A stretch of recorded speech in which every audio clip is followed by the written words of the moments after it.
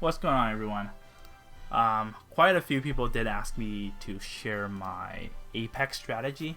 I honestly don't have like a lot of strategy. I would just say I have a lot of experience because I play a lot. So before I start, so in this video I want to show you guys how to, the basic of building like your box, how to build your box. And before I go in, I'm just gonna, so my box is, this is pretty much my box. It's really weird if you guys been kind of studying about Apex. I have like, Chris is low tier, not even being used. Ultimate's low tier, Lana's low tier, Emrick's low tier, Olivia's low tier, and it doesn't matter. But anyways, so I have my reason, and I'm explaining that further later at fight. So currently I'm goal 1. I play a lot of games, and honestly, playing a lot, building experience is like better than how people teaching you or reading guides and stuff. So, and just to be trying to be a little bit more convincing, in season 1 I did get top 128, in case you guys are new to following me and new to this channel. So let's first talk about Apex in general, PvE and PvP.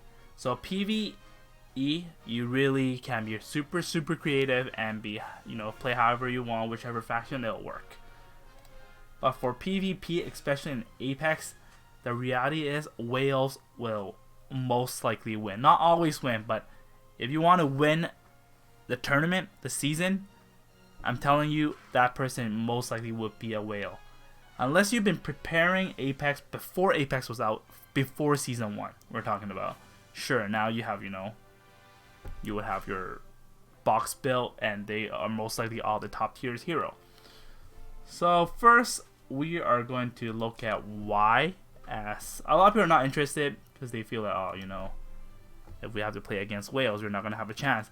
It's not true, but it's also true. It also depends how strong you are. So let's talk why the whale has advantage. We're going to talk about like they're going to have equipment advantage. They have a lot of gold advantage because they can just spend money and keep summoning all this, and then they can just ore them, or they'll get whatever they are looking for instead of us waiting weeks and weeks. So that is an advantage. Second advantage they would have is having the heroes that they want to build, or one of the top tier hero will be Listo and Yulia right now, and they probably have them already 6 stars, and we're just not going to be close, because when talking about 6 stars, we're talking about like at least a month and a half behind. So by the time we catch up, they're already at another higher level. And then now the next thing would be their training. Their training would be like crazy because they can just buy the material. So let's say they're trying to build sidebar gear, they probably even already have it at level 10, while we're these ones they'll probably have it at level 10. So these little things already make them so much more ahead. Okay, so anyway, so why do we still play it? So we should play it is because it's fun. I really like it. I really enjoy myself. I really wish they have it every day, because for myself, I clear every single PvE content. Just here, I'm saving chapter 50 in case I have nothing to do one day. And yeah, so I really enjoy on the weekend. So weekend I can focus on this, and the weekday I can do the PvE stuff. Okay, so if you look at the reward, it's okay. Let's say you're bronze 3, 2, 1. It doesn't matter. Even if you haven't, even if you're not in bronze, you haven't done your placement, do it. You get these every single week, and it's really worth it. Bronze 3, 2, 1 is not like crazy good. If you're fresh, you're not even level 60. I don't know if you can even do Apex before level 60. I don't know. But just do it. These are free stuff. You just have to do your placement. You can lose 5 times and you can get this. So anyways, let's talk about like from Silver 3 these reward is really nice. You're gonna get at least 5 of this every week and 50 free crystals and arena mastery stone. So right now I'm currently in gold 1, and imagine like you get this every week. It's just so much, and you have to buy these if you have to if you don't get this from here. You're gonna get your scrolls from like dragons, join battle, etc. But this you're getting 10 times 5. You're literally getting 50 every week. And last season I got the Langrisser much earlier, so every week I was just sitting there and these were coming to my way. So it's worth it, and you're gonna have fun, and you're gonna have this. But if you want to win this season, it's gonna be very stressful. Okay, so there's that. So now we're gonna talk about how to build a box. So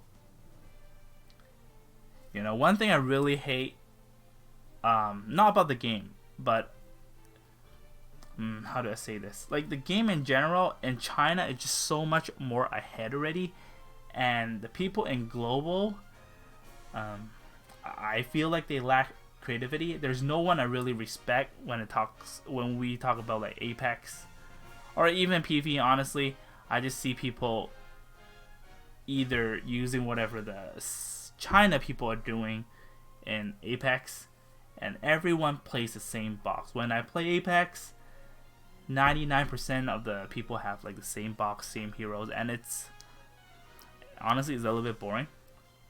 But one good thing is that let's say, so for my box is very different because people they use some of these characters but not like 100% a mirror of their box. But a lot of the people I play against, 85% they have the same heroes, maybe like one hero off or two. So one good thing is I basically playing, it feels like playing the same person, so I know the matchup. I know what each hero can do. Sometimes if I see like a brand new hero, let's say last or 2 weeks ago I played against Omega. That's like the first time I played against an Omega. So I had no clue what was going on. So there's also these, matchup experience you can get from playing any different player because they use the same box. So that I can't say that's kind of like a advantage because I do know. And in return, people sometimes they don't know my box. They don't know these heroes, and they were like, "Well, what the hell is going on?" So I can kind of like giving my way and win a couple matches like that. Okay, so let's now talk about. We're just gonna talk how to build a box today, okay? Just because otherwise it's gonna be really long. I'll try to, if you guys like these, you guys think you're learning, it's insightful, and this is all my strategy and my own opinion. When the pros come in, all these like top players, blah blah blah, you should do this and that. It's whatever. There's always different opinion, and I think what I'm gonna show in my videos, I'm pretty sure you guys can get to gold 3. But before that, getting to gold 3, I think your whole box, you have to average your power at around 5.5k. I think 5.3 is a little bit pushing, but 5.5 I think it's doable. So anyways, so basic would be, in a box you will need at least 2 tanks. So I'm quickly going to pick my 2 tanks. These 2 tanks also are 2 characters that actually built for Apex.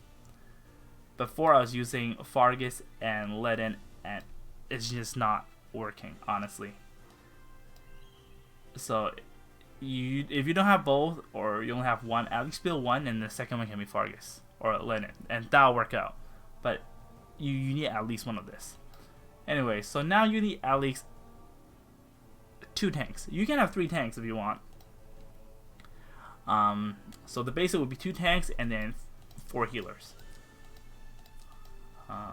4 healers. And the rest would go to be like, you can have a debuffer, you can have a mage, you can have a mage / support, you can have AoE damager, you can have, anti-heal, faction buffer, assassin,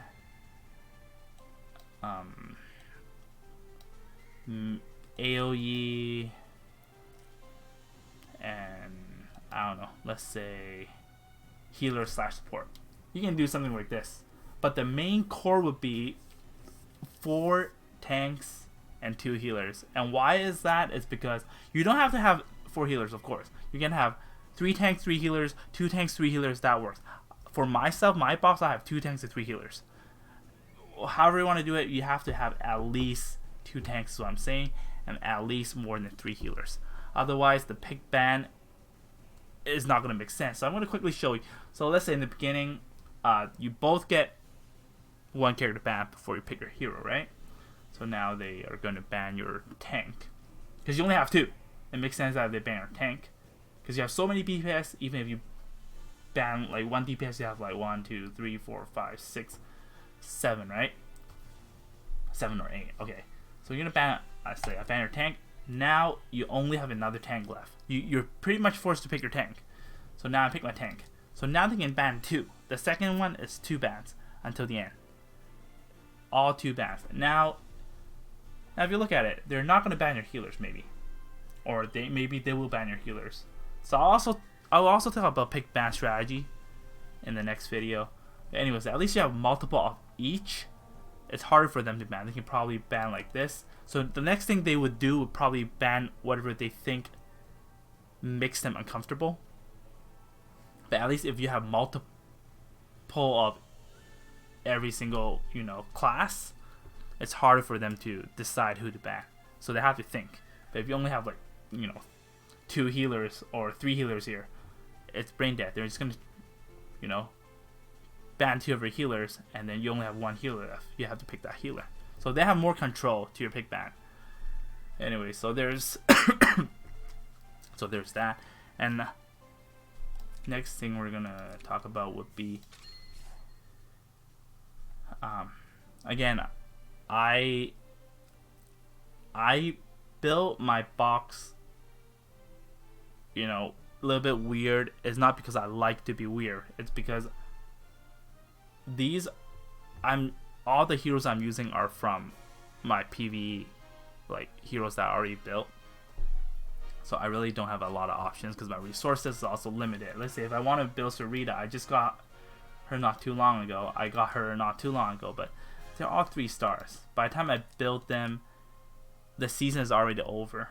Like I just don't have many options. Like I got the Santa Claus, got him 2 times, but I just don't like him, and I don't like how he looks. So I'm trying to utilize the heroes that I have at 6 stars already. Let's say Liffany, Chris, and I find them useful. I mean, I at least try to make them useful instead of people trying to be like, oh, they're weak. I'm trying to find their strength, and instead of trying to find their weakness. Otherwise, we all would just have to follow the boss. Like, she's brain dead. Why don't we just not, we should just use her.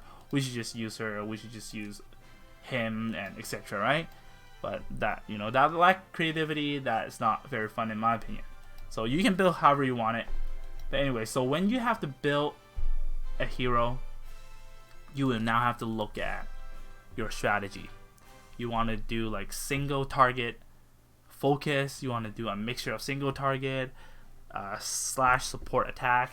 You want to be offensive. You want to be like defensive. Some people play defensive. They have 2 tanks and then like 2 healers. That shit is annoying. There's also people who just do AoE, and then if they don't kill you with all their AoE, and then they lose. But then if they kill you, you lose. So there's all kinds of strategy. But main focus would be you want to look at your faction, which one you want to play.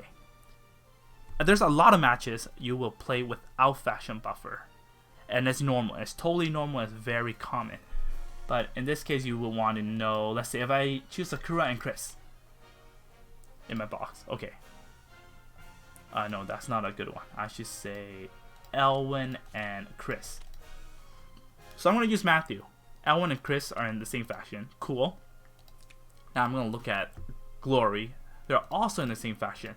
So if they ban Matthew, I still have Elwin there, because Elwin and Matthew kind of share the same class. They're both infantry, or they're basically melee attacker. They kind of do the same thing. It's different talent, of course, but then now they're in the same faction. They can both buff them. And then now I play a lot of Empire. And let's say Ultimiller, Strategic, and Empire. They share almost the same heroes, if you look at it. So that's very important. So you go, okay, so if I have, you know, Bernhard, if you have Ultimiller now,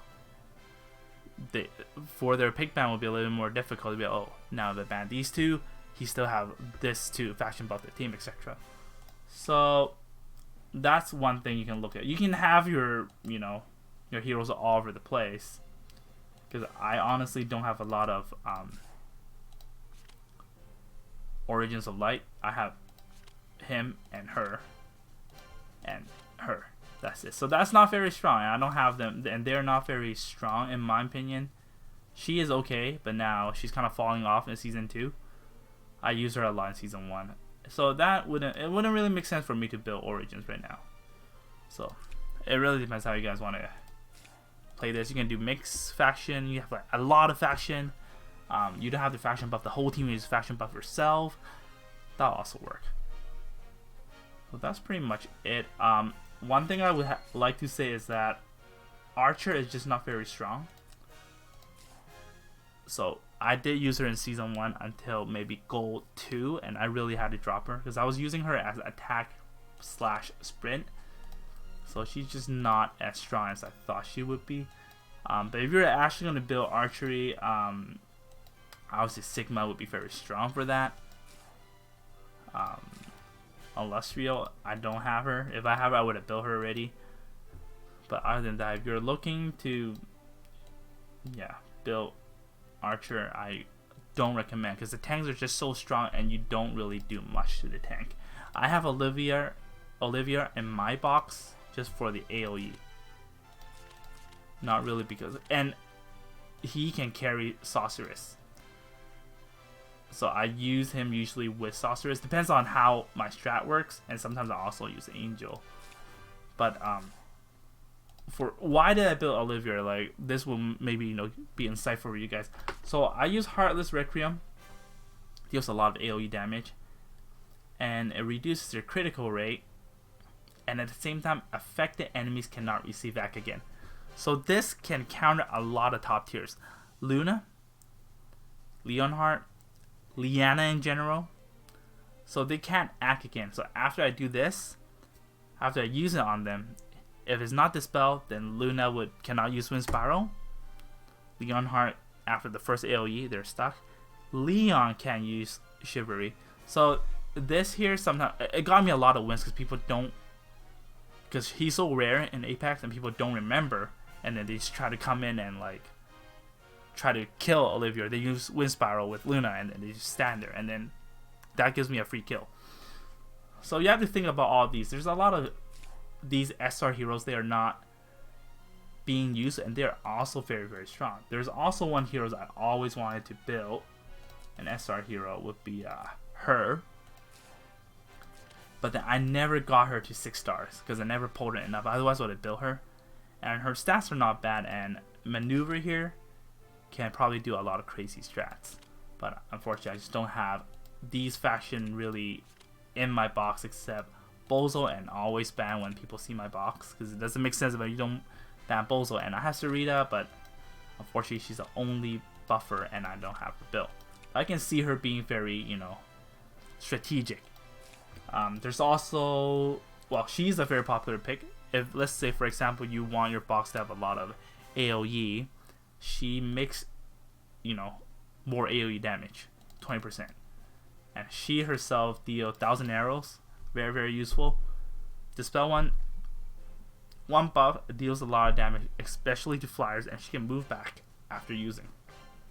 She's also a support / attacker, so she's very strong. So there's all these SR attackers. There's also Jessica, even R, very strong.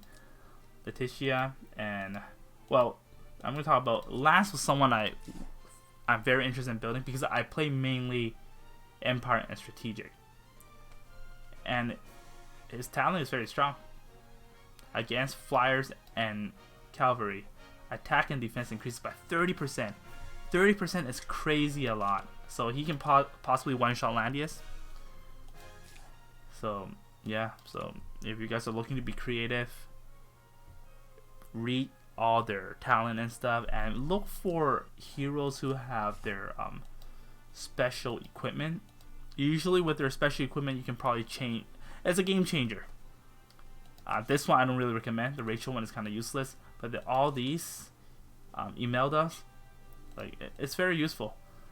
But take a look, just build how you want to build, and pretty sure you guys get to go 3 with my advice.